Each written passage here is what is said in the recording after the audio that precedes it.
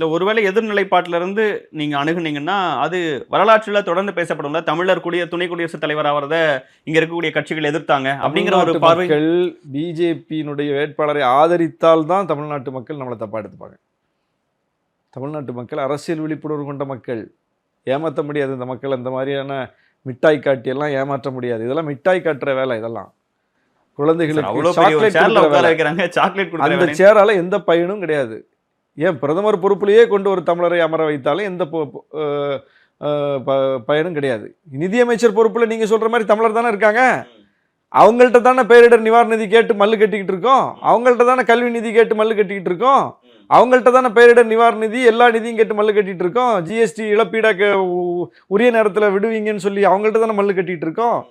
மற்ற மாநிலங்களுக்கு வேற ஒரு பார்வையும், இதே தமிழ்நாட்டை சார்ந்தவன்னு சொல்றீங்க, தமிழ்நாட்டுக்கு வேற ஒரு பார்வையும் அவங்க வச்சிருக்காங்க. அப்போ உச்ச பொறுப்பு நிதியமைச்சர் போய் உட்கார்ந்துட்டாங்க. என்ன நடந்திருக்கு தமிழ்நாட்டுக்கு? தமிழ்நாட்டு மக்கள் உச்ச பொறுப்புல இருக்காங்க, நிதியமைச்சரா இருக்காங்க, தமிழ்நாட்டு மேல அப்படியே பெருமைப்பட்டுட்டு அப்படியே கிடக்கணுமா கனவு கண்டுகிட்டு? அல்லது அங்க பசிக்குது சோறு போடுன்னு கேட்கறது மக்கள் பார்ப்பாங்களா? எதை பார்ப்பாங்க? இல்ல என்னதான் நீங்க இப்படி இன்னொரு நிலைப்பாட்டுல இருந்து சொன்னாலும், ஒரு தமிழர் அந்த இடத்துல போய் உட்காரும் போது தமிழ்நாட்டு மேல ஒரு சின்ன அக்கறை இருக்கதானே செய்யும். தமிழர் தான் வெளியுறவுத்துறை அமைச்சர், தமிழ்நாட்டை சார்ந்தவர் தான்.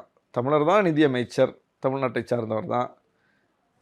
இலங்கை பிரச்சனையில, மீனவர் பிரச்சனையில நமக்கு என்ன நடந்துகிட்டு இருக்கு? உங்க கூட சில விவாதங்கள்லாம் சிபிஆர் உட்காந்துருக்கிறாருன்னு நினைக்கிறேன். ஆமா, அவர் எனக்கு ரொம்ப நம்ம மேல அன்புள்ளவர். அது வேற. எங்க கண்டாலும் தழுவிப்பாரு. அது வேற. ஆனால் இது அப்படி நம்ம ஆதரிக்க முடியாது இல்லையா?